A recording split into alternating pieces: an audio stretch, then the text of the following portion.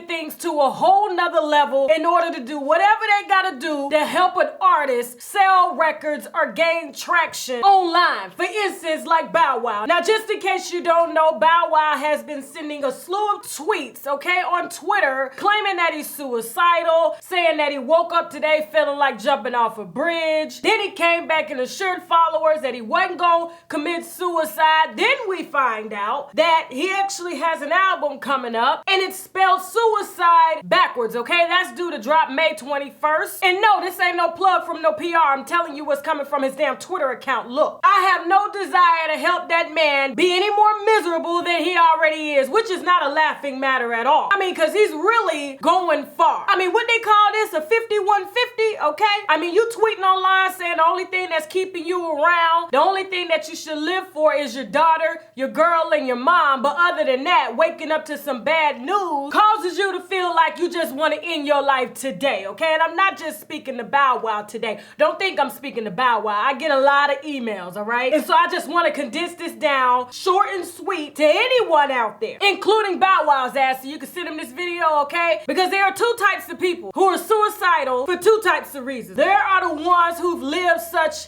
impoverished, depressing, oppressed lives that they feel that they have nothing to live for because they're broke. They feel they don't have any options. And so why should they live, okay? Being surrounded by what you're surrounded by, that's what their mind tells them, okay? And then there's another type of person. There's a person that feels as if they've done everything in the world, like Bow Wow, because he said it on The Breakfast Club. He feels that he's done every single thing in the world and that he feels that there's nothing left to do. And yes, he's been suicidal. And is he really suicidal right now? I don't know. I really think it's a marketing and a PR ploy to help sell his records. Maybe he's speaking to the suicidal community because he's been there, and his PR team, meaning public relations, okay, feel that the more really you are online, the more authentic you are, the more you come from a more human space, the more you'll be able to trend online, okay? Especially when you're trying to sell something like a record that he's trying to push, okay? So in between promoting the record, he's mentioning suicide. And I know a lot of you guys saying it's attention seeking. Yeah, it's attention seeking to some extent, but I want to talk to the two types of people that I feel that abuse the suicidal mindset the most, okay? The ones who haven't been exposed to nothing, meaning their environment is cut, framed in a box. There's nothing to live for. I've been oppressed. I've been shitted on. I've been dogged upon. I can't get a break. I'm not talking to the people that actually lost children, okay? That's another type of person, okay? That's not what I'm talking about, okay? That's a whole different conversation right there, okay? Because when you have a child, any normal-minded parent knows that once you have a child, your life is now dedicated to that child. And when you can't protect that child, you feel as if you don't even really deserve to be here. If you couldn't protect your child, why in the hell do you deserve to be here? And 9 times out of 10, it's too agonizing to even live through it, knowing that you're outliving your child. And so that's not who I'm talking to. I'm talking about the two types of people. The people who feels as if they know everything, they've seen everything, and ain't shit else to do. And the people that come from nothing, and as a result of their environment, mentally and physically, they feel ain't nothing else out here to do, okay? And they'll never get to where they want in life. And so I just want both of them to listen to me, including Bow Wow if this shit is real, okay? Because I don't know if he's capitalizing off of people's emotions, you know, in order to sell records, or hell, it may be true, because he's been in the industry since he was 5 years old. And here's what I want to say to both, okay? Cut,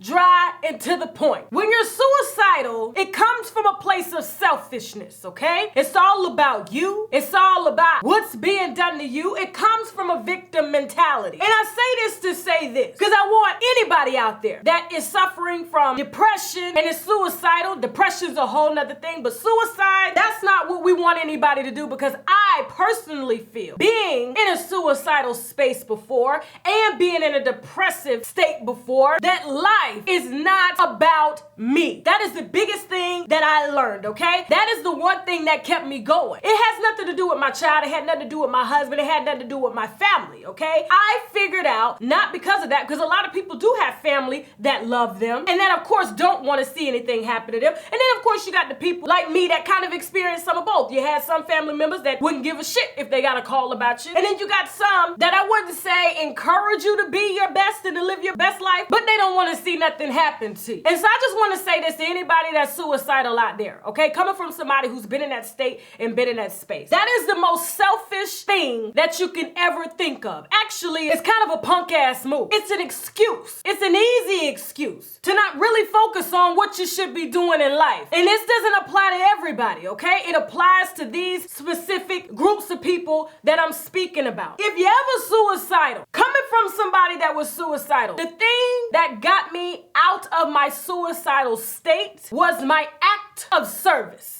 Okay? And I say this plain as day. This goes for people who have lived life like Bow Wow and they feel like they've experienced everything. They've been around the world a few times. They ain't shit else to do. And then there are people who haven't even lived life because they feel that they can't afford to do it or they don't have what it takes and they'll never get there because somebody's always trying to stop them. It's always somebody's fault. Again, it's a selfish way to look at things. It's very fucking selfish. If you want to overcome being suicidal, the one thing that you need to do is to step outside of yourself, okay? What I mean is step outside of yourself. Step outside of your mind. How do you do that? You take your ass down to a place where people, for instance, like a homeless shelter, or maybe a shelter that houses women and children, or maybe an orphanage, or maybe a hospital. You walk your ass up into a hospital and you ask the director, where can I volunteer to help somebody? Even though you feel like just because this is a selfish thing. This is a very selfish way. Anybody that's suicidal is a very selfish individual, okay? So you gotta really step out of yourself. You gotta forget about you in order to get back to building you because you're gonna have some people that you surround yourself with, like if you go and visit a cancer ward in the hospital, okay? Or you go and visit an orphanage, kids who don't have nobody. You go and visit the homeless, okay? Anybody that's suffering from something that's greater than what you're going through. It could, hell, be on the same level. It ain't even gotta be greater than what you're going through. Hell, you could have cancer and the doctors project this and gave you this. And yes, that thought lingers in your mind to say, you know what, just because the doctors say this, they didn't bring me in this world,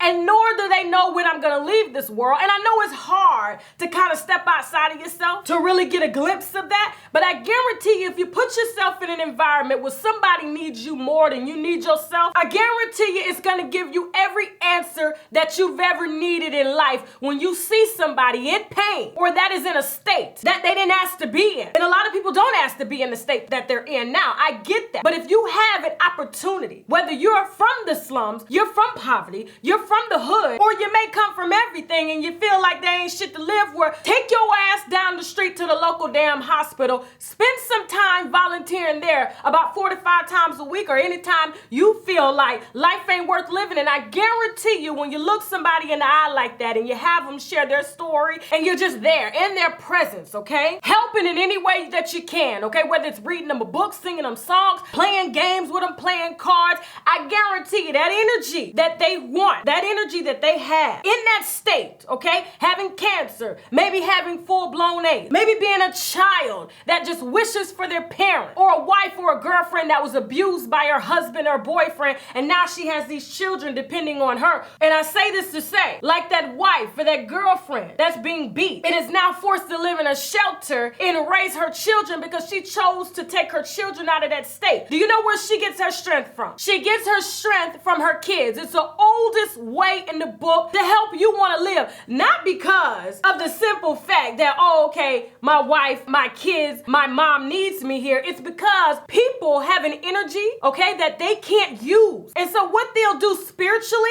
and subconsciously is while you're spending time with that person who is really a victim of life, like abused children and sick patients, and they're gonna take what they should have used, that energy that they have, because everybody gets like this, okay? When you're given 6 months to live or something like this, or a year to live, there's something in you that sparks, that says, I wanna fucking live. And once you surround yourself with people like that who wanna live, they don't have to verbally tell you. They're gonna instantly put that energy into you, and then your ass is gonna have a wake-up call, and then you're not going to dare open your mouth again to say the most selfish thing that you can say, I want to end my life, when you're standing in front of somebody who has no control over their life, which we don't really have control over our life. But if we have our health, that is the most precious thing that we all have, that we need to preserve and take care of. When you surround yourself with people like that who have the energy but they can't utilize it, I guarantee you, hell, 90% of people won't be hollering that suicide shit. Because I hear the mockery and the foolery going on. I hear the excuses that people are making.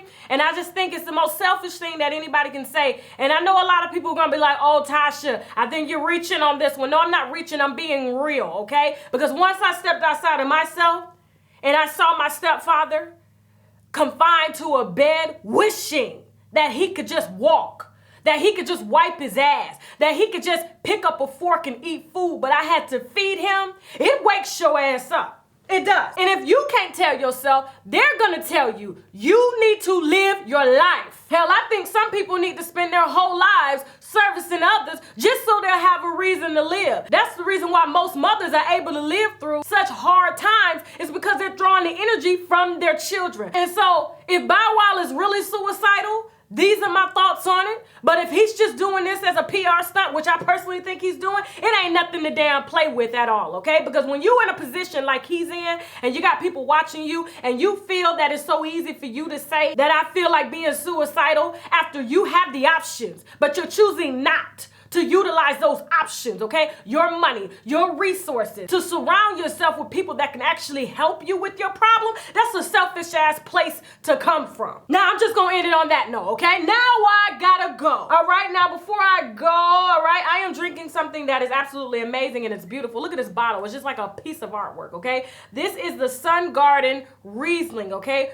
Grown in the region of Moselle and Germany. And I love this Riesling because most Rieslings tend to be really, really sweet. But I like German Rieslings because the cold environment kind of yields citrusy, ripe, crisp fruits that have a little bit of sweetness, but it's really refreshing on the tongue when you throw it back, okay? And honestly, I got this Riesling here in the United States, okay? For $7.99, and it's gorgeous, all right? And I'm gonna leave the link below so that you can purchase this for yourself through me, okay? And make sure that you're 21 years old to be buying this wine to these links that I'm using, and no drinking and driving. I gotta use a disclaimer now, okay? I'm moving on up.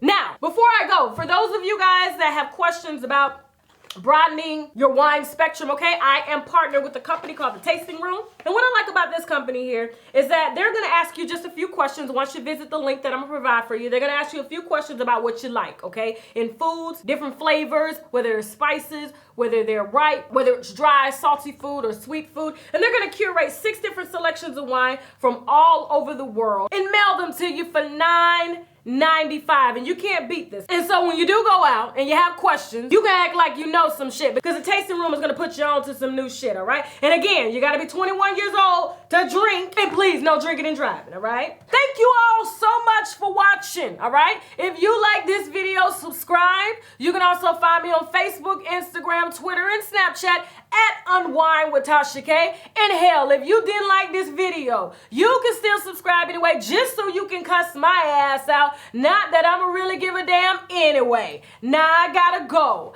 Bye.